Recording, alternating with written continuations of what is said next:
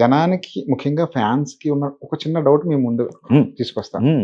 మీరు మీరు చిన్న చిన్న చాలా పెద్ద పెద్ద ఇష్యూస్ మాట్లాడతారండి.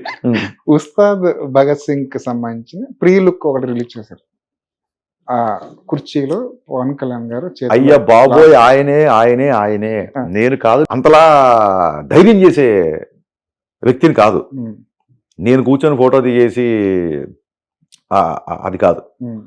ఖచ్చితంగా ఆయనే. గబ్బర్ సింగ్ కి బ్యాక్ షాట్ బెల్ట్ పట్టుకుని ఫస్ట్ పోస్ట్ బ్యాక్ షాట్ ఇచ్చాం. అవును, గుర్తుంది. ఓకే, మళ్ళీ దీనికి అలాగా వెనకాల నుంచి ఇద్దాం, కుర్చీలో కూర్చుంటారని చెప్పి ఆ కాల్ దాని మీద వేసేస్తే స్టైల్గా ఉంటుంది, చిన్న సిల్వెట్లు 100% పవన్ కళ్యాణ్ గారి ఫోటో అనేది. అసలు అందులో మొన్న టీజర్ వచ్చినప్పుడు ఆయన బ్యాక్ షాట్ ఒకటి ఉంటుంది, దాన్ని కూడా ఇది హరీష్ శంకరే. నాకు ఒక రకమైన సంతోషం అండి. నన్ను మా హీరోని కంపేర్ చేసి నేను అలాగే ఉన్నాను అనుకుంటున్నారంటే 100% సంతోషం. కానీ ఆ రివీలింగ్ ఎలా ఉంటుంది అంటే, ఇప్పుడు గబ్బర్ సింగ్ డెజర్ట్ లో కాల్ ఉంటుంది, ఆ కాల్ హరీష్ అంటారే మరి. కొన్ని బిల్డప్ షాట్లు తీసినప్పుడు ఫుల్ గా రివీల్ చేయము. అవును. సో ఈ మధ్య ఈ ప్రాపగండా ఎక్కువ కాబట్టి అనుకుంటున్నారు తప్ప అసలు. కానీ సార్, ఇండస్ట్రీలో అభిమానుల మధ్య ఇండస్ట్రీలో చర్చ నడుస్తుంది, హీరోలు డూబ్ల మీద ఎక్కువగా ఆధారపడుతున్నారు అన్నది. యాజ్ ఏ డైరెక్టర్గా, యాజ్ ఏ సినీ గోయర్గా, సినిమాల మీద ప్రేమ ఉన్న ఒక వ్యక్తిగా మీరు ఎలా డిఫైన్ చేస్తారు? అంటే ఒకటండి, ఇప్పుడు బాడీ డబుల్స్ అంటారు. బాడీ డబుల్స్ అవసరాన్ని బట్టి అక్కడ ఉన్న ఒక యాక్షన్ సీక్వెన్స్ను ఇంకో దానికో కపుక్కున చాలాసార్లు, నీకు తెలుసా, ఒక్క మా హీరో అని కాదండి, ఏ హీరో అయినా సరే 90% నేనే చేయాలి అంటారు. బాడీ డబుల్స్ అనేది ఎక్కడో ప్రొడ్యూసర్స్ కన్సర్న్ నుంచి, డైరెక్టర్ కన్సర్న్ నుంచి గబుక్కునే ఏమన్నా అయితే షెడ్యూల్ పోస్ట్పోన్ అవుతాయి.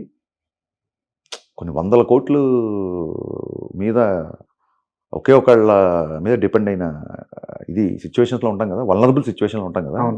గబుక్కున జరగడానికి ఏమైనా జరిగితే, ఒక చిన్న కాల్ ఫ్రాక్చర్ అయినా గబుక్కున ఒక 10 కోట్లు పెట్టి సెట్ వేసి, ఏం పెద్ద చెడేం జరగాల్సిన అవసరంలా, ఒక చిన్న కాల్ ఫ్రాక్చర్ అయినా, ఒక చిన్న ఏమైనా పెణిగినా ఎక్కడని చెప్పి మా ప్రొడ్యూసర్లు, డైరెక్టర్ల తాలూకు ఇన్సెక్యూరిటీ నుంచి ఈ సిస్టమ్ డెవలప్ అయిందేమో అని నాకు అనిపిస్తుంటుంది అప్పుడప్పుడు.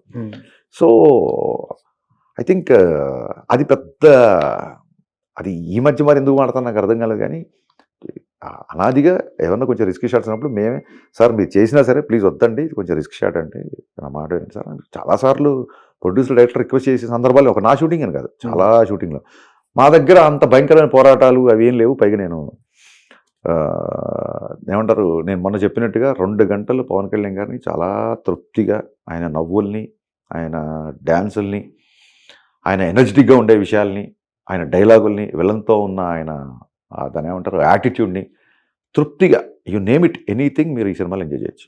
కానీ సార్, ఇంటర్వెల్ బ్యాంగ్ పేలిపోయింది అన్నట్టు మాట్లాడుకున్నారు ఫ్యాన్స్, ఇప్పటి నుంచే సెలబ్రేషన్ చేసుకుంటున్నారు. మంచిదే కదా సార్.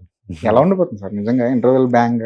చాలా బాగుంటుంది, చాలా బాగుంటుంది. గబ్బర్ సింగ్ లో ఇంటర్వెల్ బ్యాంక్ నీ గుమ్మంలోకి పోలీసులు అడుగుపెట్టాలంటే భయపడతారంట కదా, నీ గుండెల మీద అడుగుపెట్టి వచ్చాడు చూడండి అని ఉంటుంది గబ్బర్ సింగ్ లో. దీంట్లో బాగుంటుంది ఇంటర్వెల్. మీరు ఎక్కువ టైం చేసిన ఏం మాడతానని భయంతో చాలా బాగుంటుంది.